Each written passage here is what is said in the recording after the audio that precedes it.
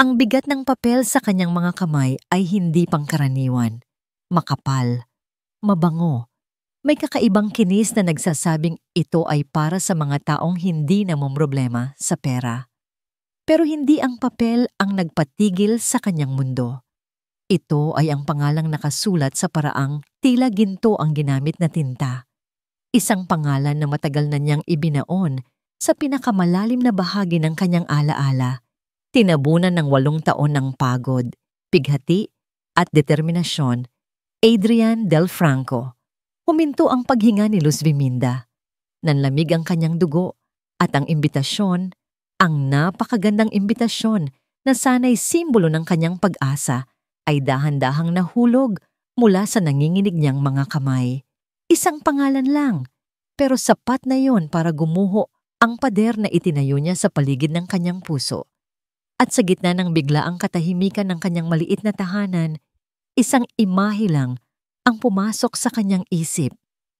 Ang kanyang anak, ang kanyang si Leo, ang batang mahimbing na natutulog sa lumang papag na walang kamalay-malay, na ang multo ng nakaraan ng kanyang ina ay nagbalik upang sirain ang kapayapaan na buong buhay niyang pinaghirapang itaguyod para sa kanilang dalawa. Kaninang umaga lang, ang lahat ay puno ng pangako. Ang tunog ng kanyang karayom na paulit-ulit na tumutusok sa mamahaling tela, ang nagsisilbing musika sa kanilang munting espasyo sa isang eskinita sa Quiapo. Bawat tahi, bawat hugis na nabubuo mula sa makikinang na sinulid ay isang dasal. Isang dasal para sa kinabukasan ni Leo. Mama, yan po ba yung ibon na kumakanta? Tanong ng 7 taong gulang na si Leo habang nakadungaw sa ibabaw ng kanyang balikat. Napangiti si Luz, hinaplos niya ang buhok ng anak. Oo anak, isa itong kingfisher at ang binubordahan kong bulaklak ay isang waling-waling. Ang ganda po mama, parang totoo. Sa mga salitang yon, nawala lahat ng pagod sa mga daliri ni Luz na may kalyo na sa kakatrabaho. Ang paghanga sa mga mata ng kanyang anak, ang tanging yaman niya sa mundo. Siya si Luz Viminda Reyes, isang bordadora. Hindi siya sikat, pero ang kanyang mga kamay ay kayang lumikha ng sining na hinahangaan ng iilan na nakakakilala sa kanyang talento. Bigla, isang magarang itim na kotse ang huminto sa tapat ng kanilang bahay. Isang bagay na halos hindi nangyayari sa kanilang lugar.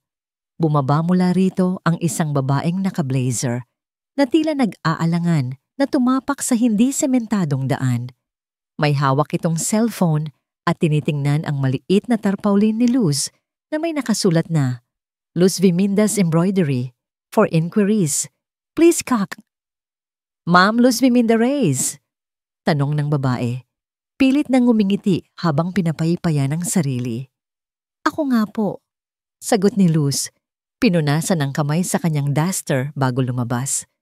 Pinadala po ako ni Ma'am Bianca Serrano. Nakita niya ang gawa ninyo sa isang exhibit noon at gusto niya sanang kayo ang personal na magdisenyo at magborda ng kanyang wedding gown. Natigilan si Luz. Isang wedding gown? Iyon ang pangarap ng bawat bordadora. Naku, pasensya na po. Pero baka hindi ko po kaya ang ganyang kalaking proyekto. Maliit lang po ang aking... Ma'am, please. Pagputol ng babae at may inabot itong isang sobrang makapal. This is the down payment, 10%. The total budget for the gown is substantial. Hindi po problema ang pera. Ang gusto lang ni Ma'am Bianca ay ang galing ng inyong mga kamay. Nanginginig na binuksan ni Luz ang sobre. Ang mga numero sa tseke ay sapat na para bayaran ang upa nila sa loob ng 1 taon at mabilhan ng mga bagong gamit sa eskwela si Leo. Nang mga sandaling iyon, nakita ni Luz ang katuparan ng kanyang mga dasal. Isang biyaya mula sa langit. Sige po, tinatanggap ko po, sabi niya, habang pinipigilan ang pangingilid ng kanyang mga luha. Nang makaalis ang babae, isinara ni Luz ang pinto at napasandal dito. Tiningnan niya ang tseke. Pagkatapos ay ang kanyang natutulog na anak. Tumakbo siya palapit dito at niyakap ito ng mahigpit, sapat lang para hindi ito magising. Anak, bulong niya, makakabili na tayo ng bagong sapatos mo, yung may ilaw, yung paborito mo. Makakakain na tayo sa labas. Bibilhin ko ang lahat ng gusto mo. Ang saya na naramdaman niya ay purong-puro. Isang kaligayahan na para lamang sa isang ina na kayang gawin ang lahat para sa kanyang anak. Iniwan ng bisita ang isang eleganteng invitation box. Para daw po magka-idea kayo sa theme ng kasal, sabi nito kanina. Iyon ang kahon na binuksan niya ngayon. At iyon ang imbitasyon na ngayon ay nakahandusay sa maruming sahig na tila isang basag na pangarap. Adrian Del Franco. Ang pangalan ay parang lason na kumalat sa kanyang sistema. Bumalik ang lahat ng alaala, ang matatamis ng ngiti, ang mga pangarap na sabay nilang binuo, at ang masakit na pagtatapos. Ang mga salita ng ina ni Adrian, si Doña Consuelo, ay umalingaw-ngaw sa kanyang isipan, kasing talim pa rin ng dati. Isang hamak na bordadora lang ang ina mo. Huwag mong idamay ang anak ko sa kahirapan ninyo. Pinikit ni Luz ang kanyang mga mata. Huminga siya ng malalim. Pilit na nilalabanan ang pag-atake ng nakaraan. Tiningnan niya ang imbitasyon sa sahig. Pagkatapos, tumingin siya sa kanyang anak. Ang imbitasyon ay kumakatawan sa isang malaking halaga, sa isang kinabukasan na puno ng ginhawa para kay Leo. Pero ang pangalang nakasulat dito ay kumakatawan sa isang bangungot na akala niya ay tuluyan na niyang natakasan. Mapait siyang napangiti. Talaga nga namang mapaglaro ang tadhana. Ang mismong tao na sumira sa kanyang buhay noon ay siya ngayong nag-aalok ng susi para ayusin ito. Pero sa anong halaga? Mula sa bintana ng kanyang opisina, sa pinakatuktok ng Del Franco Tower, tanaw ni Adrian Del Franco ang buong syudad. Ang mga sasakyan sa ibaba ay parang mga langgam na gumagapang. Bawat isa ay may sariling destinasyon. Katulad niya, may destinasyon siyang itinakda para sa kanya. Isang landas na pinlano hindi ng kanyang puso, kundi ng kanyang pangalan. Sir Adrian? Sabi ng kanyang sekretarya mula sa intercom. Nasa linya po si Doña Consuelo. Napabuntong hininga si Adrian at pinihit ang kanyang swivel chair palayo sa bintana, pabalik sa realidad. Pinindot niya ang speakerphone. Ma! Adrian, hiho! Ang boses ng kanyang ina ay matigas at walang bahid ng lambing, gaya ng dati. Tumawag si Bianca. Hinihintay ka na raw niya sa bridal shop para sa final measurements. Don't be late. It's unbecoming of a Del Franco. I know, ma. Aalis na rin ako. Sagot niya. Pilit na pinapakalma ang sarili. Good. At siguraduhin mong nakangiti ka pagdating mo roon. Ang kasal na ito ay hindi lang para sa inyo ni Bianca. This is for the company.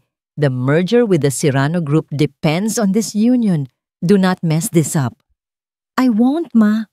I know you won't. You're my son. Ibinaba ng Donya ang telepono. Napasandal si Adrian sa kanyang upuan at napapikit. Ang kanyang ina. Laging ang kumpanya. Laging ang pangalan ng pamilya. 8 taon na siyang sunod-sunuran. 8 taon na niyang ginagawa ang lahat ng gusto nito. 8 taon na siyang walang buhay mula nang iwan siya ni Luz Biminda. Ipinilig ni Adrian ang kanyang ulo. Hindi niya dapat iniisip iyon. Isa yung kabanata ng buhay niya na matagal nang sarado. Si Bianca ang kanyang hinaharap ngayon, isang mabait at magandang babae na karapat-dapat sa pagmamahal na pilit niyang binubuo sa kanyang puso. Pagdating niya sa eleganteng bridal shop sa Makati, sinalubong agad siya ng masayang mukha ni Bianca. You're here, sabi nito at humalik sa kanyang pisngi. Kanina pa kami naghihintay. Halika, ipakikilala kita sa gagawa ng gown ko. She's a genius. Medyo mahirap lang hanapin dahil sa kuyapo pa siya. Pero grabe, ang galing-galing niya. Sumunod lang si Adrian. Isang pekeng ng ngiti ang nakapaskil sa kanyang mga labi. Ang buong lugar ay amoy bulaklak at mamahaling pabango. Puti ang lahat. mula sa sahig hanggang sa pader na para bang isang sagradong lugar. Pero para kay Adrian, para itong isang kulungan na unti-unting nagsasara sa kanya. Nasaan na ba siya? There she is. Turo ni Bianca sa isang babaeng nakatalikod, abala sa pagsusukat ng isang manikin. Miss Reyes! Ang babae ay dahan-dahang lumingon. At sa isang iglap, ang sahig na tinatapakan ni Adrian ay tila naglaho. Ang hangin sa kanyang baga ay biglang naubos. Ang tibok ng kanyang puso ay naging isang malakas na dagundong sa kanyang dibdib. Ang babaeng yon, ang kanyang postura, ang kanyang buhok na nakapusod, ang paraan ng paghawak niya sa measuring tape. Luz. Ang pangalan ay hindi lumabas sa kanyang bibig, pero isinigaw ito ng kanyang kaluluwa. Si Luz Viminda. Ang kanyang Luz. Nakita niya ang biglaang pagputla ng mukha nito. Ang measuring tape na hawak nito ay bumagsak sa sahig, lumikha ng isang maliit na tunog na tila bombang sumabog sa nabibinging katahimikan na namagitan sa kanilang dalawa. Ang mga mata nila ay nagtagpo at sa isang saglit, 8 taon ang naglaho. Nakikita niya sa mga mata nito ang parehong gulat, ang parehong sakit na nararamdaman niya. Para siyang binuhusan ng malamig na tubig. Ang lahat sa paligid, si Bianca, ang manikin, ang mga mamahaling kurtina ay naglaho. Tanging si Luz lang ang naroon. Ang babaeng minahal niya ng higit pa sa kanyang buhay, ang babaeng nawala na lang na parang bula. Dala ang isang maikling sulat na sumira sa lahat ng pangarap nila. Adrian, this is Luz Viminda Reyes. Masayang sabi ni Bianca. Hindi napapansin ang kuryenteng bumabalot sa hangin.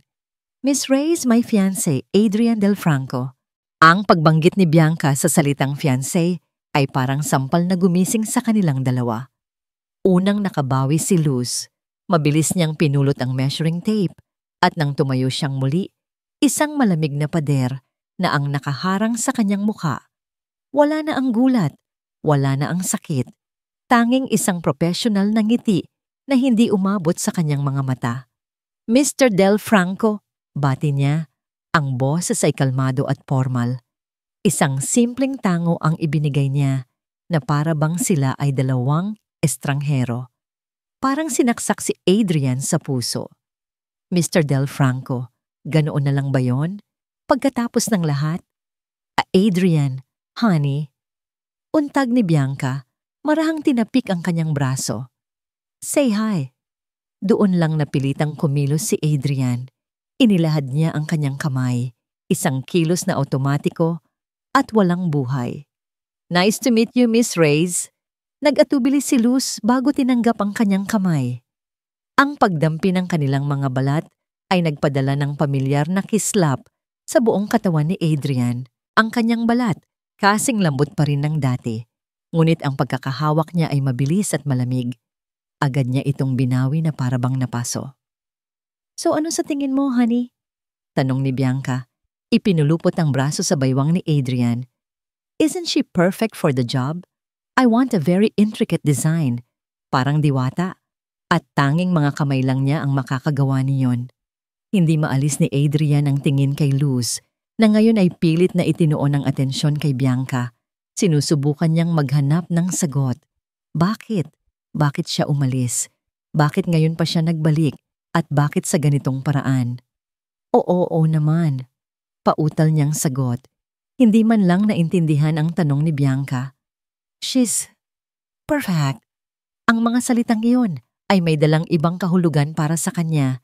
Isang kahulugan na tanging si Luz lang ang makakaintindi. Nakita niya ang bahagyang panginginig ng mga labi nito bago ito muling nagsalita. Ma'am Bianca, kukunin ko na po ang final measurements ninyo para makapagsimula na ako sa mga sketches, sabi ni Luz. Ang boses ay parang makina, walang emosyon. Habang sinusukatan ni Luz si Bianca, bawat galaw niya ay pinanood ni Adrian. Ang paraan ng pag-ikot niya sa kanyang nobya, ang profesional na distansya na kanyang pinapanatili. Ngunit nakita ni Adrian ang bahagyang panginginig ng kanyang mga kamay habang hawak ang tape measure. Nakita niya ang pag-iwas nito ng tingin sa tuwing mapapalingon ito sa kanyang direksyon. Hindi siya estranghero dito at alam nilang pareho iyon. Nang matapos, mabilis na nagligpit ng gamit si Luz. Salamat po, Ma'am Bianca. Ipapadako na lang po ang mga unang disenyo sa susunod na linggo. Mauuna na po ako. Hindi man lang siya tumingin kay Adrian. Naglakad siya papalabas ng shop. Diretso ang likod na parang isang reyna na naglalakad palayo sa isang larangan ng digmaan. Pero para kay Adrian, para siyang isang sundalong sugatan na iniwan nitong muli. Naiwan siyang nakatayo roon, tulala, habang pinagmamasdan ang pintong isinara nito. Ang bango ng bulaklak sa loob ng shop ay tila naging amoy ng isang punerarya. Ang kanyang kasal ay hindi na isang selebrasyon. Isa na itong sentensya. Napansin ni Bianca ang kanyang pananahimik at ang titig niya sa pinto. Nawala ang nangiti sa mukha nito at napalitan ng bahagyang pag-aalala. Hinawakan nito ang kanyang kamay na malamig na parang yelo. Adrian, may problema ba? Kilala mo ba ang bordadora na yon? Buong gabi, ang lapis ni Luz Viminda ay gumuhit ng mga disenyo sa papel, pero ang kanyang isip ay gumuguhit ng mukha ni Adrian. Paulit-ulit. Ang kanyang mga mata, ang kanyang nangiti, ang paraan ng pagbigkas nito sa pangalan niya noon na para bang iyo yon ang pinakamagandang salita sa buong mundo. Naputol ang dulo ng kanyang lapis sa sobrang diin. Napabuntong hininga siya at sinapo ang kanyang noo. Paano niya gagawin ito? Paano siya lilikha ng isang obra maestra para sa kasal ng lalaking minsan niyang pinangarap na makasama habang buhay? Isang sagot lang ang paulit-ulit na bumabalik sa kanya. Para kay Leo. Ang mga salitang iyon ang naging mantra niya. Ang kanyang kalasag. Para sa kinabukasan ng kanyang anak. Kaya niyang tiisin ang lahat. Kahit ang multo ng nakaraan. Kinabukasan, sinubukan niyang ibalik ang lahat sa normal. Ang amoy ng sinangag at pritong itlog ang pumuno sa kanilang maliit na kusina. Si Leo, na sariwa pa mula sa pagligo, ay masayang nagkukulay sa kanyang coloring book habang hinihintay ang almusal. Ito ang kanyang paraiso. Simple, tahimik, ligtas. Mama, biglang tanong ni Leo. Hindi inaalis ang tingin sa kanyang papel. Kamukha ko po ba ang papa ko? Natigilan si Luz. Ang sandok na hawak niya ay nanginig at ang tunog ng pagtama nito sa kawali ay umalingaw-ngaw sa kanilang maliit na kusina. Pilit siyang ngumiti, isang nangiting hindi umabot sa kanyang mga mata. Humarap siya sa anak at lumuhod para magpantay ang kanilang mga mukha.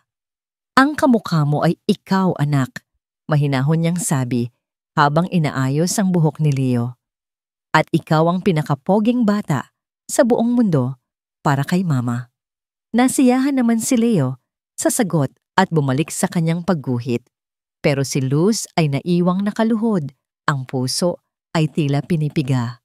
Bawat araw, ang kanyang mga tanong ay nagiging mas detalyado at bawat araw, mas nahihirapan si Luz na magsinungaling sa nag-iisang anghel ng kanyang buhay. Bigla, isang malakas na busina ng kotse ang bumasag sa katahimikan ng kanilang eskinita. Sumilip ang mga tsismosang kapitbahay. Hindi pangkaraniwan ang ganitong tunog sa kanilang lugar. May kumatok sa pinto. Isang katok na hindi naghihintay ng sagot. Malakas, arogante, at nag-uutos. Nagdalawang isip si Luz bago ito buksan. At nang bumungad sa kanya ang bisita, nais niyang sana ay hindi na lang niya ginawa. Nakatayo sa kanyang harapan ang isang babaeng tila hindi nababagay sa alikabok ng kuyapo. Perpekto ang pagkakaayos ng buhok, nakasuot ng mamahaling damit, at ang kanyang amoy, isang pabangong mas matapang pa sa lahat ng bulaklak sa simbahan, ay tila isang laso na kumakalat sa hangin. Si Doña Consuelo del Franco, ang halimaw sa kanyang nakaraan. Ang mga mata ng Doña ay tila mga punyal na sinuri si Luz mula ulo hanggang paa, bago tumingin sa loob ng kanyang maliit na tahanan na may halatang pagkadiri. So, ito pala ang lungga mo, sabi ng Donya. Ang boses ay kasing lamig ng yelo. Hindi siya naghintay na pagbuksan. Itinulak niya ang pinto at pumasok na parang pag-aari niya ang lugar. Ang tunog ng kanyang mga takong sa sahig na semento ay parang mga martilyo na pumupukpok sa kaba ni Luz. Anong ginagawa ninyo rito? Nanginginig na tanong ni Luz habang mabilis na inilalagay ang sarili sa pagitan ng Donya at ni Leo na ngayon ay takot na nakatingin sa estrangherang bisita. Gusto ko lang makasiguro na malinaw sa iyo ang lahat, sabi ni Donya Consuelo. Ang mga mata ay hindi inaalis kay Luz. Ang paggawa mo ng wedding gown ni Bianca ay trabaho lang, isang kontrata, at inaasahan kong mananatili kang professional. Bawat salita ay may dalang lason. Professional. Ang ibig sabihin nito ay alamin mo ang lugar mo. Trabaho lang po ito, Donya. Matigas na sagot ni Luz. Pilit na pinatatag ang kanyang boses para sa kanyang anak. Wala po kayong dapat ikabahala. Isang mapaklang ng ngiti ang gumuhit sa mga labi ni Donya Consuelo. Mabuti kung ganoon. Ayoko na kasing maulit ang nakaraan. May mga bagay na hindi nagbabago. Luz Viminda, ang mga mahihirap ay mananatiling mahihirap at ang mga Del Franco ay mananatiling mga Del Franco. Huwag na huwag mong kakalimutan yan. Ang mga salita ay tumago sa puso ni Luz. Kasing sakit ng pagkakabigkas nito, 8 taon na ang nakalipas. Ang galit ay nagsimulang umakyat sa kanyang dibdib, pero pinigilan niya ito. Hindi dito, hindi sa harap ni Leo. Bigla, ang tingin ng Donya ay lumipat mula kay Luz patungo sa isang bagay sa kanyang mesa. Isang maliit na picture frame na may larawan ni Leo na nakangiti. Kuha noong kanyang huling kaarawan. Naglakad ang Donya palapit sa mesa. Sinubukan siyang harangan ni Luz, pero isang masamang tingin lang mula kay Donya Consuelo ang nagpatigil sa kanya. Kinuha ng Donya ang litrato. Tinitigan niya ito ng matagal. Ang kanyang mga mata ay naniningkit na para bang may inaalala, na para bang may kinakalkula. Ang katahimikan ay nakakabingi. Ang tanging naririnig ni Luz ay ang malakas na kabog ng sarili niyang dibdib. Magandang bata, sabi ni Donya Consuelo sa wakas. Hindi inaalis ang tingin sa litrato. Ang kanyang boses ay biglang naging mapanganib na kalmado. Dahan-dahan niyang ibinaling ang kanyang tingin mula sa litrato patungo kay Luz. Isang malamig at nanunuring tingin na tumagos hanggang sa kanyang kaluluwa. Nagmana ba sa ama? Pag-uwi ni Adrian sa mansyon ng mga Del Franco, ang unang sumalubong sa kanya ay ang malamig na presensya ng kanyang ina. Nakaupo ito sa sala, nagbabasa ng isang business magazine na para bang walang nangyari. Ma, simula ni Adrian, pilit na kinokontrol ang galit sa kanyang boses. Saan ka galing kaninang umaga? Hindi man lang nag-angat ng tingin si Donya Consuelo. May inasikaso lang ako, mga bagay na hindi mo na kailangang alamin. Pinuntahan ninyo si Luz. Hindi iyon tanong, kundi isang akusasyon. Anong sinabi ninyo sa kanya? Sa wakas, ibinaba ng Donya ang magazine at tiningnan siya. Ang mga mata ay walang emosyon. Tinitiyak ko lang na alam niya ang lugar niya. Isang paalala para hindi na maulit ang dati. Ginagawa ko ito para sa iyo, Adrian. Para sa pamilya. Para sa pamilya? O para sa sarili ninyo, ma? Biglang tumaas ang boses ni Adrian. Wala kayong karapatang pakialaman ng buhay niya. 8 taon na ang nakalipas. Hayaan ninyo na siya. At hahayaan kitang maging sentimental at sirain ang lahat ng pinaghirapan natin dahil lang sa isang hamak na bordadora? Hindi, Adrian. Hanggat ako ang ina mo, poprotektahan ko ang pangalan natin. Tumalikod si Adrian, nanginginig sa pinipigil na galit. Hindi na siya makapangatwiran sa isang pader. Pero ang pag-aalala para kay Luz ay mas malakas kaysa sa kanyang takot sa ina. Kailangan niyang makita si Luz. Kailangan niyang humingi ng tawad sa ginawa ng kanyang ina. Kailangan niyang malaman kung ayos lang ito.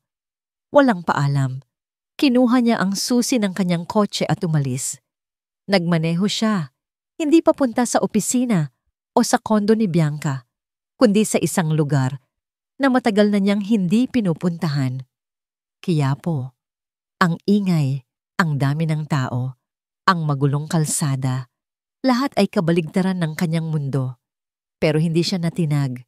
Nagtanong-tanong siya, ipinakita ang address na nakuha niya mula sa bridal shop hanggang sa marating niya ang isang maliit na eskinita. At doon, sa dulo nito, nakita niya ang isang maliit na bahay na may nakasabit na karatulang gawa sa kahoy. Luz V. Mindas Embroidery. Bumaba siya ng kotse at sa isang saglit nag-atubili siya. Anong sasabihin niya? Paano niya sisimulan? Pero bago pa siya makakilos, bumukas ang pinto. At ang nakita niya ay nagpatigil sa pag-ikot ng kanyang mundo. Lumabas si Luz pero hindi siya nag-iisa. May kasama siyang isang batang lalaki. Tumatakbo ito, tumatawa, habang hinahabol ang isang lumang bola. Si Luz ay nakasunod, tumatawa rin, isang tawa na matagal na niyang hindi naririnig. Totoo, masaya, at puno ng buhay. Natigilan si Adrian. Ang ingay ng Quiapo ay biglang naglaho. Ang bata, huminto ito sa pagtakbo para pulutin ang bola at lumingon ito sa direksyon ni Luz. At sa sandaling iyon, ang mukha ng bata ay direktang nasinagan ng araw. Nakita ni Adrian ang lahat. Ang hugis ng kanyang mga mata, ang paraan ng pagkurba ng kanyang mga labi kapag siya'y ngumingiti, ang maliit na nunal sa ilalim ng kanyang kaliwang mata. Isang nunal na katulad ng sa kanya. Parang may kung anong dumaloy sa buong katawan ni Adrian, isang halo ng pagkalito, gulat, at isang damdaming hindi niya mapangalanan, isang kakaibang koneksyon. Doon lang siya napansin ni Luz. Ang ngiti sa kanyang mga labi ay agad na naglaho, napalitan ng takot at gulat. Mabilis niyang tinawag ang bata. Leo, halika rito anak, pasok na tayo. Hinila niya ang anak sa kanyang likuran na para bang pinoprotektahan ito mula sa isang panganib. Ang kilos na yon ay sumampal kay Adrian nang mas malakas pa kaysa sa mga salita ng kanyang ina. Naglakad siya palapit. Ang kanyang mga mata ay hindi maalis sa bata na ngayon ay sumisilip mula sa likod ng duster ni Luz. Luz, sabi niya, ang boses ay bahagyang paos. Pasensya na sa inasal ni Mama kanina. Ako na ang humihingi ng tawad. Wala na yon. Mabilis na sagot ni Luz, hindi tumitingin sa kanyang mga mata. Kung yan lang ang pinunta mo rito, nakaalis ka na, Mr. Del Franco. Ang lamig sa boses nito ay hindi na niya pinansin. Ang kanyang atensyon ay nasa batang nagtatago. Sa sino ang bata? Tanong niya. Kahit na ang puso niya ay mayroon ng isinisigaw na sagot. Naramdaman ni Luz ang pagbabago sa kanyang tono. Mas humigpit ang hawak niya sa kanyang anak. Anak ko. Anak mo? Pag-uulit ni Adrian. May asawa ka na? Umiling si Luz. Hindi mo na kailangang malaman ang detalye ng buhay ko. Trabaho lang ang ugnayan natin. Luz, please. Pagmamakaawa niya, tumingin siya sa bata. Ano ang pangalan niya? Nakita ni Luz ang determinasyon sa kanyang mga mata. Sa huli, sumuko siya. Leo, sagot niya ng pabulong. Leo, inulit ni Adrian ang pangalan. Tumingin siyang muli sa bata. At sa pagkakataong ito, nagtama ang kanilang mga mata. Nginitian siya ng bata. Isang ngiting nagpatigil sa kanyang paghinga. Iyon ang ngiti niya. Ang ngiti niya noong siya ay bata pa, na nakikita niya sa mga lumang litrato sa bahay. Hindi maari. Wala ka na roon, Mr. Del Franco, mariing sabi ni Luz. Hinihila na si Leo papasok. Umalis ka na. Huwag ka nang babalik dito. Isinara nito ang pinto ng malakas. Naiwan si Adrian sa labas. Nakatayo. Tulala. Narinig niya ang paglock ng pinto, isang tunog na nagsasabing isinasara na naman siyang muli, palabas ng buhay nito. Naglakad siya pabalik sa kanyang kotse na parang isang zombie. Umupo siya sa driver's seat pero hindi niya pinaandar ang makina. Nakatitig lang siya sa kawalan, sa maliit na pinto na gawa sa yero. Ang mga mata ni Leo, ang ngiti ni Leo, ang nunal. Ang isip niya ay nagtatalo. Imposible. Pero ang puso niya ay sumisigaw ng ibang katotohanan. Nagmaneho siya paalis. Pero ang imahe ng bata ay nakatatak na sa kanyang isipan. Paulit-ulit. Habang nasa daan, bumulong siya sa sarili, sa hangin, sa katahimikan ng kanyang magarang sasakyan. Hindi maaari. Pero bakit parang nakikita ko ang sarili ko sa kanya? Sa panaginip ni Luz Viminda, ang mga kamay ni Doña Consuelo ay hindi balat, kundi mga kuko ng agila. Paulit-ulit nitong sinusubukang abutin si Leo, na umiiyak at tumatawag sa kanyang pangalan. At siya, si Luz, ay nakagapos sa mga sinulid, makikinang, at magagandang sinulid na ginagamit niya sa pagbuburda, na ngayon ay pumipigil sa kanya na iligtas ang sariling anak. Nagising siyang humihingal, ang dibdib ay masikip, at ang lalamunan ay tuyo. Malamig ang pawis na bumalot sa kanyang katawan, kahit na mainit ang gabi. Dali-dali siyang bumangon at sinilip si Leo sa kanyang papag. Ang mahimbing na pagtulog ng bata, ang payapang mukha nito, ang nag-iisang bagay na nagpakalma sa nagwawalang puso ni Luz. Hindi niya hahayaang may kumuha kay Leo.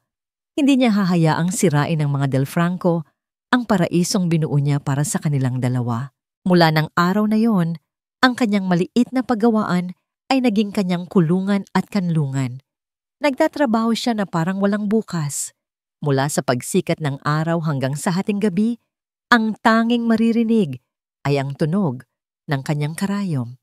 Bawat tahi ay isang paraan ng pagtakas. Bawat disenyo ay isang pader na itinatayo niya para harangan ang nakaraan. Ang kanyang cellphone ay walang tigil sa pagring. Adrian. Paulit-ulit na lumalabas ang pangalan nito sa screen. Hindi niya sinasagot. Binabaliwala niya ang bawat tawag, ang bawat text message na puno ng mga tanong at pagmamakaawa. Anong sasabihin niya? Na ang pagbabalik nito ay isang sumpa, na ang pag-iral nito ay isang panganib sa kanyang anak? Mas madaling manahimik, mas madaling magtago sa likod ng trabaho. Tapusin ang gown, kunin ang bayad, at umalis. Iyon ang naging pangaraw-araw na dasal ni Luz. Ngunit ang mundo sa labas ng kanyang paggawaan ay hindi nagpapahinga. Isang hapon, habang nagwawalis siya sa labas, nilapitan siya ng kanyang kapitbahay na si Aling Nena. "Uy Luz, sino yung gwapong nakakotse na bumisita sa'yo nung isang araw? Boyfriend mo?" Tanong nito. Ang mga mata ay kumikinang sa tsismis. Agad na nanigas si Luz. "Kliyente lang po iyon, Aling Nena. Tungkol sa binuburdahan ko." "Talaga? Mukhang mayaman, ha? Sana all." Biro pa nito. Pilit nang ngumiti si Luz at mabilis na pumasok sa loob. Ngunit ang simpleng tanong na yon ay nag-iwan ng lason sa kanyang isipan. Napansin siya. Ang pagdating ni Adrian ay hindi isang sekreto. At kung alam ng kanyang mga kapitbahay, gaano katagal bago may ibang makarinig? Gaano katagal bago may magtanong tungkol kay Leo? Ang pakiramdam na pinagmamasdan ay nagsimulang bumalot sa kanya. Minsan, habang naglalaro sila ni Leo sa maliit na espasyo sa labas ng kanilang bahay, tila may napansin siyang kislap mula sa bintana ng kabilang gusali, pero iwinaksin niya lang ito. Baka guni-guni lang niya. Isang gabi, pagod ng pagod, habang nililigpit na niya ang kanyang mga gamit, may napansin siyang isang bagay na nakasingit sa ilalim ng kanyang pinto. Isang sobre. Isang simpleng brown na sobre. Walang pangalan ng nagpadala. Walang kahit anong marka. Kinabahan siya. Dahan-dahan niyang pinulot ito. Ang mga kamay ay bahagyang nanginginig. Baka galing sa kliyente. Baka karagdagang instruksyon. Dahan-dahan niyang binuksan ang sobre. Ang laman nito ay hindi sulat. Isa itong litrato. Isang litrato nila ni Leo. Kuha noong isang araw lang habang naglalaro sila sa labas. Siya ay tumatawa habang buhat-buhat ang kanyang anak. Isang perpektong sandali ng purong kaligayahan. Isang sandali na hindi niya alam ay ninakaw pala sa kanila. Nanlamig ang buong katawan ni Luz. Nahulog ang litrato mula sa kanyang mga kamay. Sa likod nito, may isang pangungusap na nakasulat sa makinilya, malalaking letra lahat. Ang mga sekreto ay hindi nananatiling nakatago. Ang imahe ni Leo ay hindi na isang multo sa isipan ni Adrian. Isa na itong lagnat. Isang lagnat na unti-unting sinusunog ang lahat ng kanyang pasensya at katinuan. Ang mga lumang photo album ng pamilya ay nakakalat sa ibabaw ng kanyang mamahaling mesa sa opisina, isang bagay na hindi pa nangyayari dati. Sa isang kamay, hawak niya ang isang litrato niya noong siya'y 6 na taong gulang. Sa kanyang isipan, inilapat niya rito ang mukha ni Leo. Iisang ngiti, iisang mga mata, ang nunal. Hindi siya nababaliw, alam niyang hindi. At kung totoo ang kanyang hinala, ibig sabihin ay nagsisinungaling si Luz. At kung nagsisinungaling si Luz, may posibilidad na may iba pang nakakaalam. Bigla, pumasok sa kanyang isip ang imahe ni Bianca sa bridal shop. Ang paraan ng pagpapakilala nito kay Luz, ang masayang nangiti nito na tila walang kamalay-malay. Pero paano kung hindi ganoon? Isang malamig na kaisipan ang gumapang sa kanyang sistema. Kinansela niya ang lahat ng kanyang meeting para sa araw na yon. Isang tao lang ang kailangan niyang kausapin. Natagpuan niya si Bianca sa condo unit nito, abala sa pagtingin sa mga sample ng bulaklak para sa kanilang kasal. Ang saya sa mukha nito nang makita siya ay parang mga tinik na tumusok sa puso ni Adrian. "Honey, what a surprise! Akala ko may board meeting ka." Masaya nitong bati, lalapit sana para humalik. Pero umuurong si Adrian, nawala ang nangiti ni Bianca. "Adrian, may problema ba?" "Kailangan nating mag-usap, Bianca," sabi niya. Ang boses ay seryoso at walang emosyon. Naupo sila sa sofa, ngunit ang distansya sa pagitan nila ay parang isang malawak na dagat. "Diretsuhin mo ako," simula ni Adrian. Ang mga mata ay nakapako sa kanya na parang laser. "Noong dinala mo ako sa shop ni Luz, alam mo ba?" "Alam ang alin?" Maang na tanong ni Bianca, pero nag-iwas ito ng tingin. Ang kanyang mga daliri ay nanginginig habang nilalaro ang laylayan ng kanyang damit. Isang senyales na kilalang-kilala ni Adrian. "Huwag mo akong pagmukaing tanga, Bianca." Tumaas ang boses ni Adrian. "Nagtanong ako sa mga tauhan mo. Sinabi nila sa akin na bago pa tayo pumunta sa Quiapo, may private investigator kang kinausap. Para saan yon? Para kanino?" Natigilan si Bianca. Ang kanyang mga mata ay nanlaki sa gulat at takot. Hindi niya inaasahan na mag-iimbestiga si Adrian. "Adrian ay..." "May alam ka ba tungkol sa anak ni Luz?" Tanong ni Adrian. Bawat salita ay mariin at puno ng diin. "Sabihin mo sa akin ang totoo." Ang sigaw ni Adrian ay nagpabasag sa composure ni Bianca. Bumagsak ang kanyang mga balikat at nagsimulang pumatak ang kanyang mga luha. "Oo," sigaw niya pabalik, puno ng desperasyon. "Oo, alam ko. Alam ko na may anak siya. Alam ko na nandoon siya sa Quiapo. Alam ko ang lahat." Parang sinuntok si Adrian sa tiyan. Ang pag-amin ay mas masakit kaysa sa hinala. "Kailan pa?" mahina niyang tanong. "Bago pa tayo ma-engage," humagulgol si Bianca. Lumapit ito at sinubukang hawakan ng kamay niya. Pero iniwas ni Adrian ang kanyang sarili. "Natakot ako, Adrian. Natakot ako na kapag nalaman mo, babalikan mo siya. Naiiwan mo ako. Kaya itinago mo sa akin? Kaya nagpanggap ka na wala kang alam nung nagkita tayo sa shop?" Ang galit ay kumukulo sa dibdib ni Adrian. At ano? Kinuha mo siya bilang gumagawa ng gown mo? Para ano? Para ipamukha sa kanya na sa akin ka na? Para saktan siya? Hindi. Gusto ko lang masigurado na tapos na kayo. Pagdadahilan ni Bianca, ang maskara ay kumalat na sa kanyang mukha. Gusto kong makita kung may nararamdaman ka pa sa kanya. At noong nakita kong wala kang reaksyon, akala ko ligtas na tayo. Akala ko magiging masaya na tayo. Wala akong reaksyon. Mapaklang tumawa si Adrian. Sa tingin mo ba manhid ako? Anak ko yon, Bianca. Posibleng anak ko yon na itinago ninyo sa akin. Sorry, Adrian. I'm so sorry. Mahal na mahal lang kita.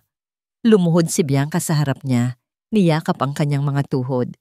Please, huwag mo akong iwan. Gagawin ko ang lahat. Kalimutan na natin ito. Magpakasal na tayo. Tumingin si Adrian sa babaeng nakaluhod sa kanyang harapan. Ang babaeng dapat sana ay pakakasalan niya. Pero ang nakikita na lang niya ay isang estranghero, isang sinungaling. Dahan-dahan niyang tinanggal ang mga kamay ni Bianca sa kanyang mga binti at tumayo. Hindi pagmamahal ang tawag dyan, Bianca. Ang tawag dyan ay kasakiman. Naglakad siya patungo sa pinto. Adrian, saan ka pupunta? Please. Sigaw ni Bianca. Pilit na humahabol. Huminto si Adrian sa may pintuan. Hindi siya lumingon. Ang kanyang boses ay malamig. Puno ng pinalidad at pagkadismaya. Pinagmukha mo akong tanga, Bianca. Paano ko papagkakatiwalaan ang isang tulad mo? Binuksan niya ang pinto at lumabas. Iniwan ang babaeng umiiyak sa sahig, kasama ang mga sampol ng bulaklak na ngayon ay tila mga palamuti na lang sa isang patay na relasyon. Ang kanyang isip ay may iisang destinasyon na ngayon. Kailangan niyang marinig ang katotohanan mula sa mismong bibig ni Luz. Ang huling tahi sa laylayan ng gown ay dapat sana'y simbolo ng pagtatapos. Para kay Luz Viminda, bawat tusok ng karayom ay parang pagbibilang ng mga oras bago siya makalaya. Gusto na niyang matapos ang lahat. Gusto na niyang ibigay ang damit na ito, kunin ang huling bayad at lumayo, kasama si Leo sa lugar na hindi sila mahahanap ng kahit sinong Del Franco. Mabigat ang hangin sa loob ng kanyang shop. Kahit tahimik, parang may nagbabadyang bagyo. Ang banta sa litratong natanggap niya ay parang nakabitin na espada sa kanyang ulo. Ang mga sekreto ay hindi nananatiling nakatago. Pinutol niya ang sinulid gamit ang kanyang ngipin. Tapos na. Ayusin na sana niya ang gown sa manikin nang biglang bumukas ang pinto ng shop ng padabog. Ang lakas ng impact ay yumanig sa maliliit na bintana. Napasinghap si Luz at napahawak sa kanyang dibdib. Sa pintuan, nakatayo si Adrian. Pero hindi ito ang Adrian na nakita niya sa bridal shop na puno ng pormalidad. Gusot ang kanyang polo, magulo ang buhok, at ang kanyang dibdib ay umalon sa mabilis na paghinga. Ang kanyang mga mata ay hindi na puno ng pagtatanong. Puno na ito ng apoy. Apoy ng galit. Apoy ng sakit. Adrian! Bulong ni Luz. Umatras siya palayo. Ang kanyang likod ay tumama sa mesa. Hindi nagsalita si Adrian. Naglakad ito palapit sa kanya. Bawat hakbang ay mabigat. Bawat hakbang ay parang humuhukay sa libingan ng kanyang mga kasinungalingan.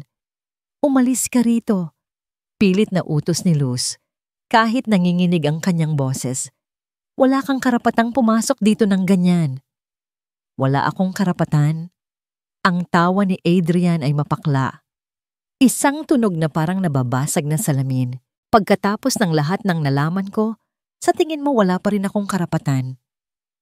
Huminto siya sa harap ni Luz. Isang dangkal na lang ang pagitan ng kanilang mga mukha. Amoy ni Luz ang alak sa hininga nito at ang matinding lungkot na bumabalot sa pagkatao nito. Galing ako kay Bianca, sabi ni Adrian. Ang boses ay biglang bumasag. Inamin niya ang lahat, Luz. Alam niyang may anak ka. Nanlaki ang mga mata ni Luz. Nagsimulang kumabog ng mabilis ang kanyang puso. At kung alam niya, Pagpapatuloy ni Adrian, ang mga mata ay tumutusok sa kanya. Imposibleng hindi mo alam kung bakit ako nandito. Umalis ka na. Parang awa mo na. Pagsusumamo ni Luz, ang mga luha ay nagsimulang mamuo sa kanyang mga mata. Huwag mo na kaming guluhin. Hinawakan ni Adrian ang magkabilang balikat ni Luz. Hindi mahigpit, pero sapat para hindi siya makatakas. Tingnan mo ako sa mata, Luz Viminda. Utos nito. Tingnan mo ako at sabihin mo sa akin na mali ako. Sabihin mo sa akin na nababaliw lang ako. Umiling si Luz, pumikit ng mariin. Ayaw salubungin ang tingin nito. Anak ko ba siya? Ang tanong ay parang kulog sa loob ng maliit na silid. Luz, sumagot ka! Sigaw ni Adrian, niyugyug siya ng bahagya. Si Leo, anak ko ba siya? Oo. Ang sigaw ni Luz ay puno ng sakit, puno ng 8 taong pagtitimpi. Oo, ulit niya habang bumubuhos ang kanyang mga luha. Oo, Adrian, anak mo siya. Anak mo si Leo. Masaya ka na. Nalaman mo na ang totoo. Bumitaw si Adrian. Para siyang nawalan ng lakas. Umatras siya. Ang muka ay dumaan sa iba't ibang emosyon, gulat, tuwa, at pagkatapos ay matinding hinagpis. Bakit? Bulong niya. Ang boses ay basag na basag. Bakit mo itinago? 8 taon, Luz. 8 taon akong nangulila sa anak na hindi ko man lang alam na nag-e-exist. Bakit mo ipinagkait sa akin yon? Dahil wala akong choice. Sumbat ni Luz, ang muka ay basa na ng luha. Dahil tinakot ako ng ina mo. Dahil sinabi niyang sisirain niya ang buhay namin kung lalapit ako sa'yo. Ginawa ko yon para protektahan si Leo. Para protektahan siya sa mundo ninyo na walang ginawa kundi saktan kami. Hindi mo ako binigyan ng pagkakataong ipaglaban kayo. Sumumbat si Adrian. Ang mga luha ay tumulo na rin mula sa kanyang mga mata. Akala mo ba? Akala mo ba papayagan ko si Mama na saktan kayo kung alam ko ang totoo? Hindi ko alam, Adrian. Dahil noong panahong yon, isa ka lang duwag na sunod-sunuran sa kanya. Natigilan si Adrian. Ang katotohanan ng salitang iyon ay tumagos sa kanya. Katahimikan. Isang mabigat at masakit na katahimikan ang namagitan sa kanila. Ang tanging naririnig ay ang kanilang mabibigat na paghinga at ang hikbi ni Luz. Sa gitna ng emosyonal na bagyong iyon, isang maliit na tunog ang bumasag sa tensyon. Ang pagbukas ng pinto mula sa kwarto sa likod. Sabay na napalingon si Luz at Adrian. Doon, nakatayo si Leo. Hawak nito ang kanyang paboritong robot. Ang mga mata ay nanlalaki habang nakatingin sa kanyang ina na umiiyak at sa lalaking estranghero na may luha rin sa mga mata. Naramdaman ni Luz ang paghinto ng kanyang mundo. Naglakad si Leo palapit kay Luz at yumakap sa binti nito. Tinitingnan si Adrian nang may halong takot at pagtataka. Mama, inosenteng tanong ng bata. Bakit po kayo umiiyak? Humarap si Leo kay Adrian. Ang mukha ng bata at ang mukha ng ama ay nagtagpo sa liwanag ng hapon. Ang pagkakahawig ay hindi maikakaila. Ito ay salamin ng isa't isa. Sino po siya, Mama? Ang mga litrato sa ibabaw ng makintab na mahogani na mesa ay tila mga ebidensya ng isang karumaldumal na krimen para kay Doña Consuelo. Isa-isa niya itong tiningnan. Si Luz na nakangiti habang namimili sa palengke. Si Adrian na nakatayo sa labas ng shop, tulala. At ang pinakahuli, ang litratong nagpayanig sa kanyang buong pagkatao. Ang close-up shot ng batang lalaki. Si Leo. Napahigpit ang hawak ng Donya sa baso ng wine na kanyang iniinom. Ang mga daliri niya ay namuti sa diin. Kumpirmado, Donya, sabi ng boses sa kabilang linya ng telepono. Ang private investigator na binayaran niya ng malaki. Nasa loob ngayon si Sir Adrian at ayon sa source ko sa loob ng shop, nagkaroon ng komprontasyon. At ang bata? Tanong ni Consuelo.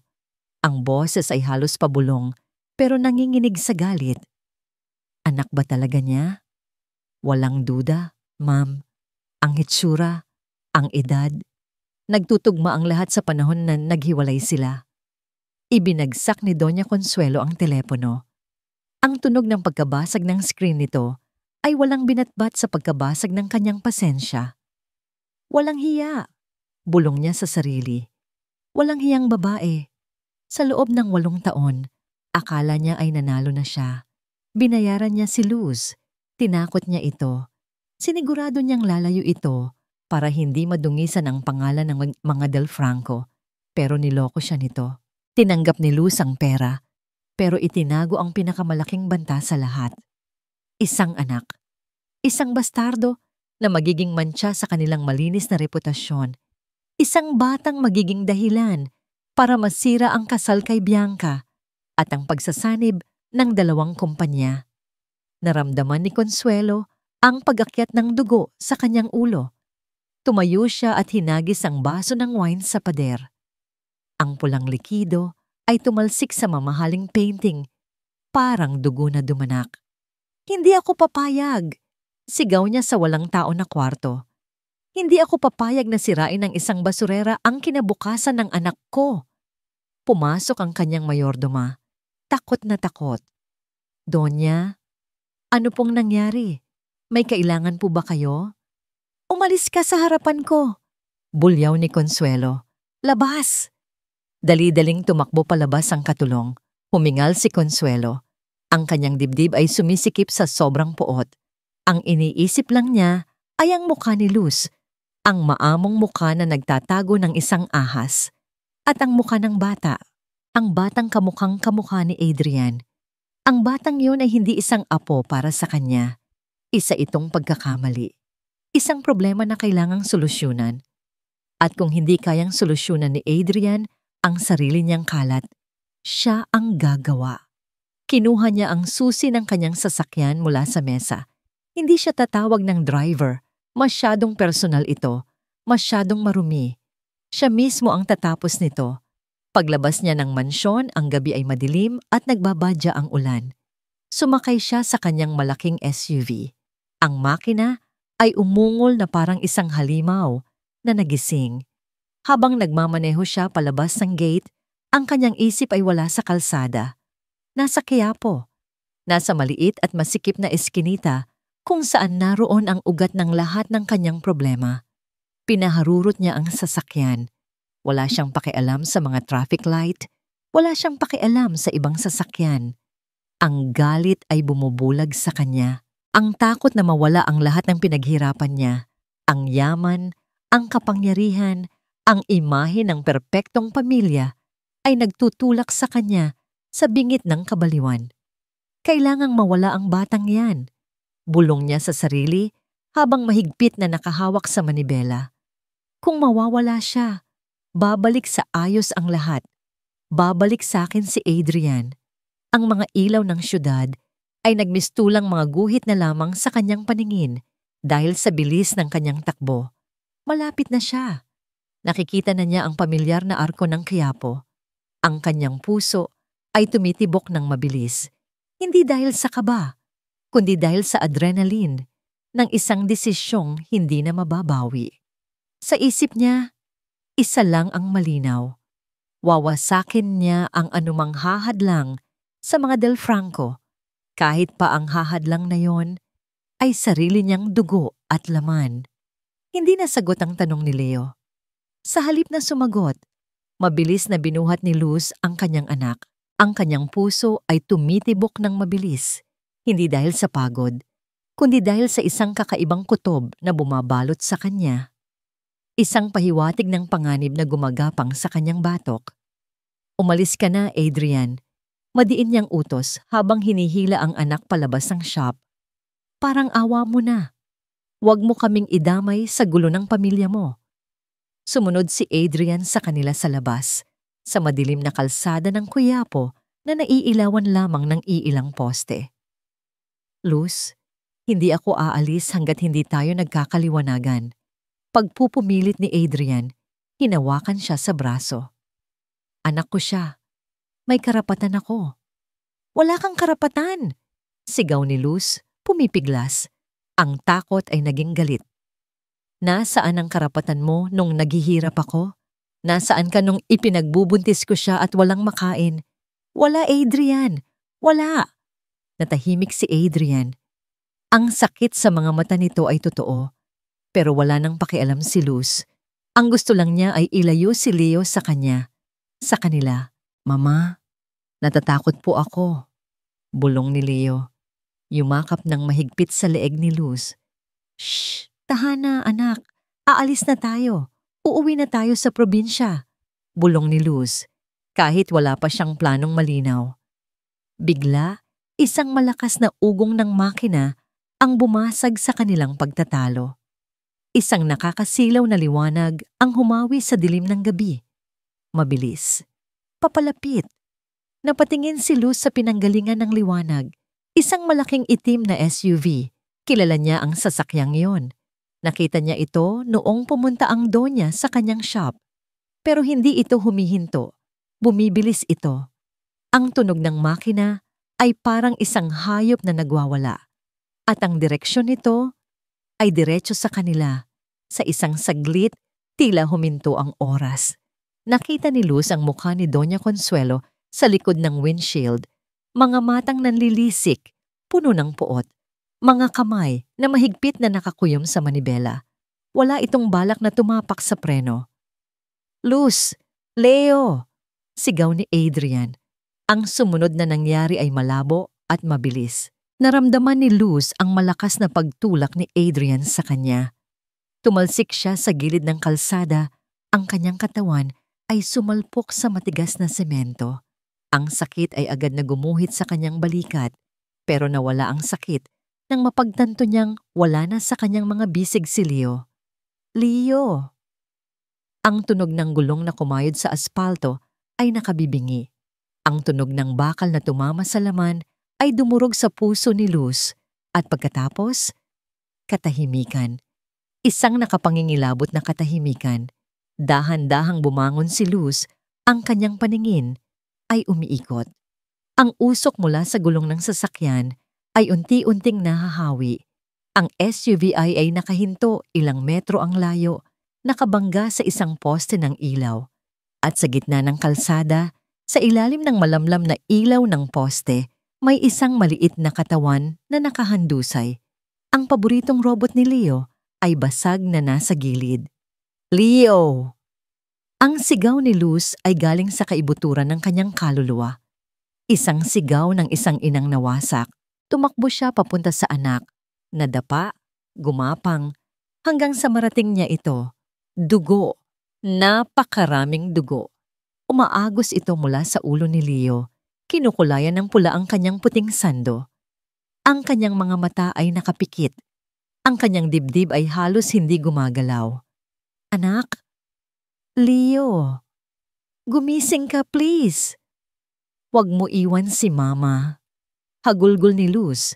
Nanginginig ang mga kamay habang pilit na tinatakpan ang sugat sa ulo ng anak. Ang main 8 na likido ay dumikit sa kanyang balat. Isang nakapangingilabot na paalala na nauubos na ang oras. Leo, anak, nandito na si Mama. Huwag kang bibitaw. Lumapit si Adrian. Ika-ika, dahil sa pagkakabagsak, pero binaliwala niya ang sariling sakit. Nang makita niya ang kalagayan ng bata, ang kanyang anak, napaluhod siya sa tabi ni Luz. Nanlaki ang kanyang mga mata sa dami ng dugo. Diyos ko! Leo! Ang boses ni Adrian ay garalgal, puno ng takot. Aabutin sana niya ang kamay ng bata, pero tinabig ito ni Luz ng buong lakas. Huwag mo siyang hawakan. Sigaw ni Luz, ang mukha ay basang-basa ng luha at pawis. Huwag ninyo siyang hawakan. Sa di kalayuan, bumukas ang pinto ng SUV. Bumaba si Doña Consuelo. Nanginginig ang kanyang mga tuhod. Ang kanyang mukha, na laging puno ng kayabangan at otoridad, ay ngayoy maputla na parang papel. Tinitigan niya ang batang nakahandusay sa kalsada. Ang dugong umaagos sa semento ay parang ilog na humahati sa kanilang lahat. Anong nagawa ko? Bulong ng Donya na pahawak sa bibig. Ang katotohanan ay humampas sa kanya ng sabay-sabay. Ang batang gusto niyang mawala. Ang batang sinagasaan niya ay ang kanyang apo, kadugo niya. Ang tunog ng mga sirena ay nagsimulang marinig sa malayo. Palakas ng palakas, pero para kay Luz, huli na ang lahat. Ang katawan ni Leo ay lumalamig sa kanyang mga bisig. Nag-angat ng tingin si Luz. Ang kanyang mga mata, na dati ay puno ng takot at pag-iwas, ay nagbago. Wala na ang takot. Ang natira na lang ay isang nag-aalab na puot na mas mainit pa sa apoy. Tinitigan niya si Adrian. Pagkatapos ay tinitigan niya si Doña Consuelo ng diretso sa mata. "Mga demonyo kayo," sabi ni Luz. Ang boses ay mababa, pero rinig na rinig sa buong paligid. "Kinuha ninyo ang lahat sa akin noon. At ngayon, pati ang anak ko?" Humagulgol siya. Niyakap muli ang walang malay na si Leo bago muling tumingin sa mag-ina nang may sumpa sa kanyang mga labi. "Tandaan ninyo ito. Kung may mangyari sa anak ko, kung mawawala si Leo." Humugot siya ng hininga, puno ng galit na kayang sunugin ang mundo. "Hinding-hindi ko kayo mapapatawad. Isinusumpa ko, magbabayad kayo sa impyerno." Ang amoy ng ospital ay amoy ng takot, alcohol, bleach, at ang masangsang na amoy ng dugo na natuyo na sa damit ni Adrian. Nakaupo siya sa isang malamig na metal na upuan sa labas ng emergency room. Nakatunga nga sa kanyang mga kamay. Ang mga kamay na ito ang nagtulak kay Luz at Leo palayo sa sasakyan. Ang mga kamay na ito ngayon ay nanginginig, puno ng mantsa ng dugo ng kanyang sariling anak. Sa kabilang dulo ng pasilyo, nakaupo si Luz sa sahig. Yakap-yakap nito ang sarili, tulala. Ang mga mata ay namamagana sa kakaiyak. Wala nang luhang lumalabas, tanging ang paulit-ulit na pag-ugoy ng kanyang katawan na para bang hinehele pa rin niya ang anak na nasa loob ng operating room. Si Doña Consuelo ay nasa isang sulok, nakatayo, nakaharap sa pader. Ang makapangyarihang matriarka ay tila lumiit. Ang kanyang mga balikat ay nakabagsak. Hindi siya makatingin kay Adrian. Hindi siya makatingin kay Luz. Biglang bumukas ang double doors ng R, sabay-sabay silang napatingin. Lumabas ang isang doktor. Ang kanyang surgical mask ay nakababa sa leeg. Ang mukha ay seryoso at pagod. Mabilis na tumayo si Luz. Muntik nang matumba sa pagmamadali. "Dok, ang anak ko? Kamusta po ang anak ko?" Sinalo siya ni Adrian pero hindi siya nito tinabig ngayon. Masyado na siyang mahina para lumaban. Bumuntong hininga ang doktor. "Mrs. Sir, ginagawa namin ang lahat. Naampat na namin ang pagdurugo sa ulo niya at stable na ang vital signs niya sa ngayon. Pero ano, Doc?"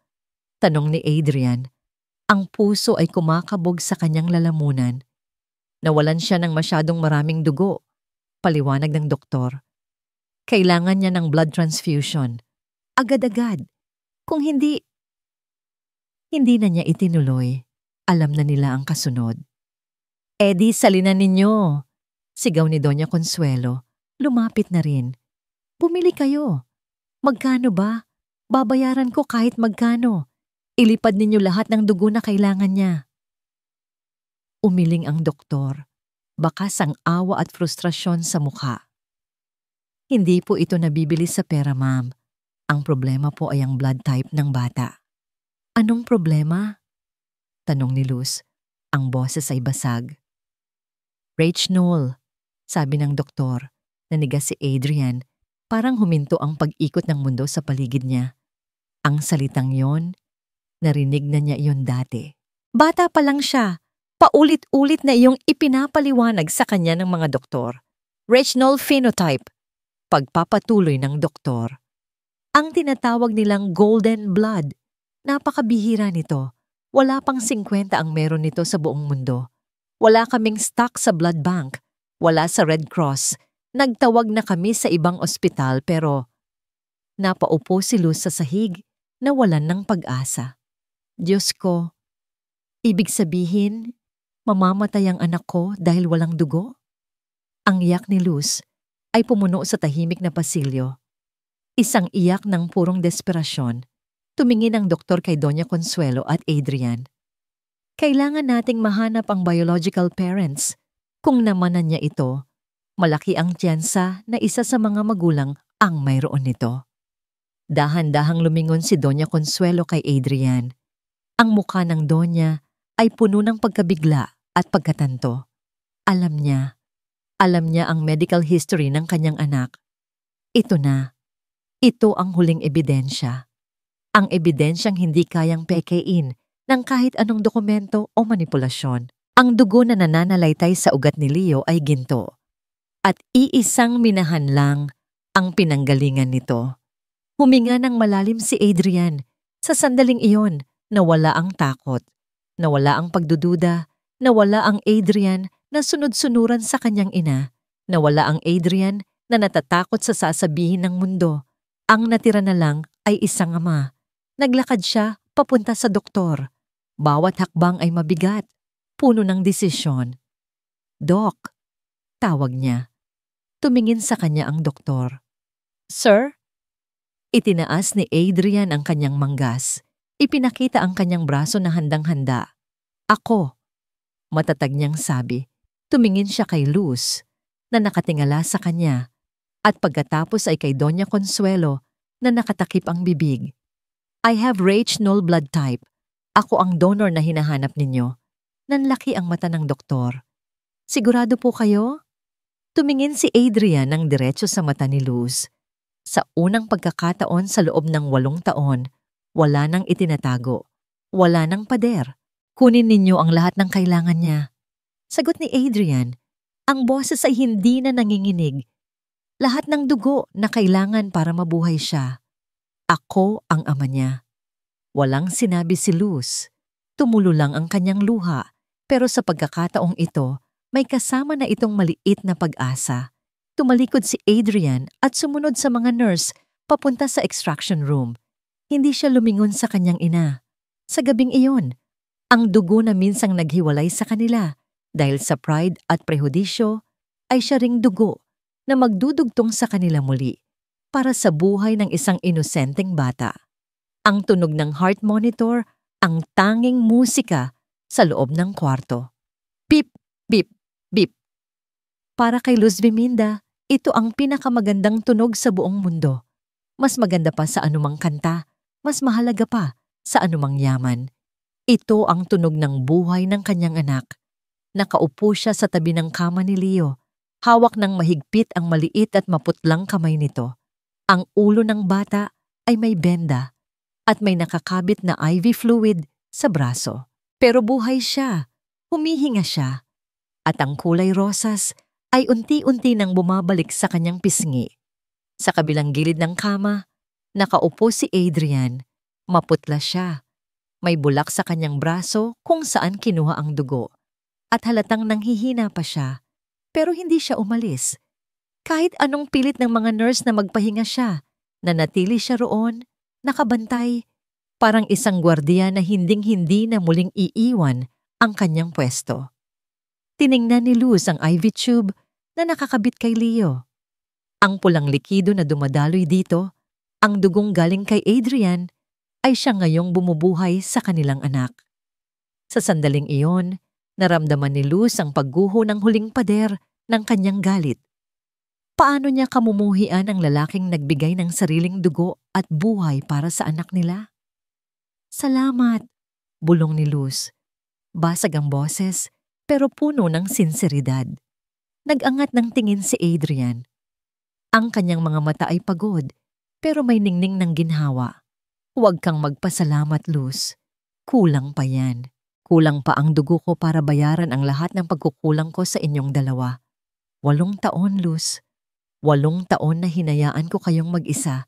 8 taon na naniwala ako sa kasinungalingan na okay lang kayo." Umiling si Luz, pinahiran ng luha sa kanyang pisngi. "Tapos na yon, Adrian. Ang importante, nandito ka na. Ang importante, buhay ang anak natin. Anak natin, ang sarap pakinggan. Sa wakas, hindi na lang anak ko, kundi anak natin. Sa gitna ng kanilang madamdaming pag-uusap, dahan-dahang bumukas ang pinto ng kwarto. Agad na nanigas ang katawan ni Luz. Ang kapayapaan na naramdaman niya kanina ay biglang naglaho. Tumayo siya, handang protektahan muli ang kanyang anak. Tumayo rin si Adrian, hinarap ang pinto. Pumasok si Doña Consuelo, pero hindi ito ang Doña Consuelo na kilala nila. Wala na ang matapang na makeup. Wala na ang mamahaling alahas na laging nakasabit sa leeg at tenga nito. Ang kanyang buhok, na laging perpekto ang ayos, ay nakalugay at medyo magulo. Ang kanyang mga mata ay mugto at walang buhay. Sa unang pagkakataon, mukha siyang matanda. Mukha siyang tao. Walang nagsalita. Ang tunog lang ng heart monitor ang naririnig. Beep! Beep! Beep! Dahan-dahang naglakad ang Donya palapit sa kama. Huminto siya sa paanan nito, nakatingin sa natutulog na si Leo. Ang kanyang mga kamay ay nanginginig habang hawak ang isang panyong puti. Lumingon siya kay Luz at Adrian at sa sandaling iyon, ang huling bahagi ng kanyang pride ay tuluyang naglaho. Ang reyna ng Del Franco Empire lumuhod. Bumagsak ang kanyang mga tuhod sa malamig na sahig ng ospital, isang kilos na puno ng kahihiyan at pagsisisi. Luz Viminda, sabi niya, ang boses ay basag at malayo sa dati nitong otoridad. Adrian, anak ko. Hindi na niya matapos ang pangungusap. Niyakap niya ang kanyang sarili at humagulgol siya. Hindi iyak ng galit, hindi iyak ng frustrasyon, kundi iyak ng isang taong nakita ang sarili niyang kamalian sa bingit ng kamatayan. Patawarin mo ako. Bulong niya sa pagitan ng hikbi. Patawarin mo ako sa lahat ng sinabi ko sa'yo. Sa pera, sa negosyo. Patawarin mo ako dahil sa aking kayabangan, muntik ko nang mawala ang sarili kong apo. Nag-angat siya ng tingin kay Luz. Ang kanyang mukha ay puno ng matinding sakit. Patawarin mo ako, Luz. Patawarin mo ang lola. Ang katahimikan ay tila huminga. Ang bawat sandali ay tila isang oras. Tiningnan ni Luz ang Donya, na ngayon ay wala ng kapangyarihan, wala na ang kasamaan. Tanging isang babaeng may malaking sugat sa puso. Tiningnan niya si Adrian, na may luha rin sa mga mata habang pinapanood ang kanyang ina. At tiningnan niya si Leo, ang bata na dinala sila sa ganitong sitwasyon. Ang bata na nagpilit sa kanila na harapin ang katotohanan. Ang galit ni Luz ay hindi agad nawala. Pero ang awa ng isang inang nakakita ng tunay na pagsisisi ay mas matimbang. Dahan-dahan, lumapit siya sa Donya at yumuko. Hindi niya ito itinayo. Kinuha lang niya ang kamay nito, isang simpleng paghawak na nagtatapos sa mahabang digmaan. Hindi ko po kayo mapapatawad na Donya, sabi ni Luz. Ang kanyang boses ay kalmado, malinaw, at puno ng kakaibang pinalidad. Hindi ko po kayo mapapatawad sa isang gabi, pero kaya ko po kayong bigyan ng pagkakataon. Ang pagkakataon na makita niya, sabi ni Luz, tumingin siya kay Leo. Ang pagkakataon na makilala ninyo siya bilang isang lola. Tumingin si Luz kay Adrian. Hindi ko na itatago ang katotohanan. Siya ang anak mo at karapatan ni Leo na makilala ang kanyang ama at ang kanyang lola. Ang pag-amin na yon ay hindi nagtapos sa kanilang relasyon. Ito ay nagbigay ng simula sa isang bagong pamilya. 6 na buwan ang lumipas mula ng gabing iyon. Ang ingay sa loob ng shop ay hindi na ingay ng karayom na tumuturok. Ito ay ingay ng tawa. Daddy, tingnan mo, ang galing ko na. Nakatayo si Leo sa isang maliit na bangkito, may hawak na gunting at pilit na ginugupit ang isang piraso ng karton. Wow, ang galing mo talaga, champ! Puri ni Adrian, Lumuhod ito para yakapin ang anak. Si Adrian, hindi na siya nakasuot ng mamahaling suit. Nakasuot siya ng simpleng polo shirt. Ang mga kamay ay puno ng pintura at dumi mula sa paggawa nila ng maliit na sasakyan ni Leo. Araw-araw, pagkatapos ng trabaho, hindi na siya umuwi sa mansyon o nagpupunta sa opisina. Dito na siya sa Quiapo. Hindi na niya pinilit si Luz. Hindi na siya nagtanong tungkol sa pagpapakasal. Sa halip, sinimulan niyang patunayan ang kanyang sarili. Ipinakita niya kay Luz na hindi siya bumalik para kunin si Leo, kundi para maging bahagi ng buhay nito. Isang linggo pagkatapos ng aksidente, nag-file si Adrian ng indefinite leave. Kinanselan niya ang kasal kay Bianca na tinanggap na lang ito sa huli na may halong dignidad at pag-unawa.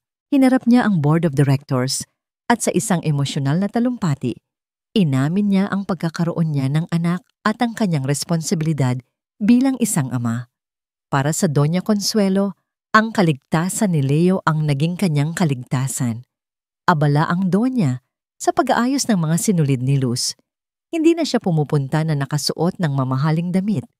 Nagdadala na siya ng lutong pagkain. Kahit hindi siya sanay, pilit siyang nag-aaral magtahi ng simpleng bagay para maging kapaki-pakinabang sa shop. "Hindi ka ba napapagod, Consuelo?" tanong ni Luz habang nagtitimpla ng kape. Lumingon ang Donya na ngayon ay mas gusto na tinatawag siyang Tita Consuelo ni Luz. "Hindi," mahina niyang sagot. "Mas napapagod akong magpanggap na mayaman at perpekto ako. Mas masarap pala ang pakiramdam na maging lolo na lang. Saka," tumingin ito kay Leo, "may dapat pa akong patunayan sa inyo. Kailangan ko pa ng matagal na panahon para makuha ang tiwala ni Leo." Napangiti si Luz. Ang pagbabago ng Donya ay totoo. Ang kapangyarihan ng dugo, ang dugong ginto na dumanak sa ospital, ay naglinis ng lahat. POV, Adrian Del Franco. Niyakap ni Adrian si Leo at ang pagmamahal na nararamdaman niya ay sumabog sa kanyang dibdib. Ito ang pagmamahal na hinanap niya sa mga kumpanya, sa mga kontrata, sa mga kasal na walang kabuluhan. Ang totoo, mas masaya siya dito sa maliit na eskinita ng Quiapo kaysa sa kanyang mansyon. "Mama, kailan tayo matututo magborda ng kingfisher?" tanong ni Leo. Ngumiti si Luz. "Next week, anak, kapag kaya na ng kamay mo." Tumingin si Adrian kay Luz. Ang araw ay tumatagos sa bintana, nagpapasilaw sa kanyang buhok. Walang make-up, walang mamahaling damit, pero siya pa rin ang pinakamagandang babae sa kanyang paningin. Lumapit siya kay Luz. Ang kanilang mga mata ay nagtagpo. At sa pagkakataong ito, walang pader. Walang kasinungalingan. Tanging pagmamahal na dumaan sa isang malaking pagsubok. "Luz," sabi niya, ang boses ay seryoso. "Hindi ko na ito ipipilit. Pero gusto kong malaman mo, ang singsing na binili ko para kay Bianca, binigay ko sa charity. Pero may kinuha siya sa kanyang bulsa.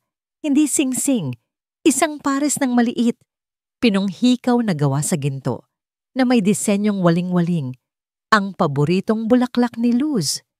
Ito ang ginawa ko nung unang kita natin sa shop. Simbolo ito ng panahong napagtanto ko na ikaw lang, na hindi ko kayang mabuhay nang wala ka.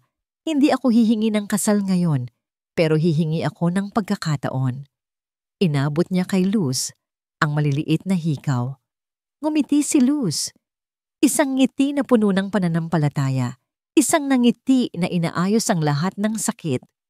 "Hindi na natin kailangan ng kasal, Adrian. Ang kailangan natin ay pananampalataya." Kinuha niya ang hikaw at isinuot ito. Ang kinang ng ginto ay hindi kasing kislap ng mga luha na namuo sa kanyang mga mata. "Gusto ko lang na tulungan mo akong itayo ang isang bagong shop. Isang mas malaking shop. Isang shop na hindi na matatakot sa sinumang Doña Consuelo." Niyakap ni Adrian si Luz ng mahigpit. Ito ang pinakamalaking pagpapatawad na natanggap niya. Tayo ang gagawa niyan, Luz. Tayo. Para sa ating tatlo. Sa isang sulok ng shop, Nakatayo ang manikin. Nakasuot pa rin ito ng half-finished na wedding gown ni Bianca. Ang borda ay kasing ganda ng dati, pero ngayon, hindi na ito nagsisilbing simbolo ng kasinungalingan at pagtataksil. Iyon ay naging paalala sa lahat ng natutunan nila. Ang mahalaga ay hindi ang ginto sa sinulid, kundi ang dugong ginto na nagligtas sa kanilang pamilya. Sinuot na ni Luz ang hikaw. Pinunasan na ni Adrian ang kanyang luha. At si Leo, ang dugong ginto na nagkaisa sa kanila, ay patuloy na tumatawa, naglalaro sa ilalim ng araw, sa loob ng pinakapayapa at pinakamayamang tahanan sa Quiapo.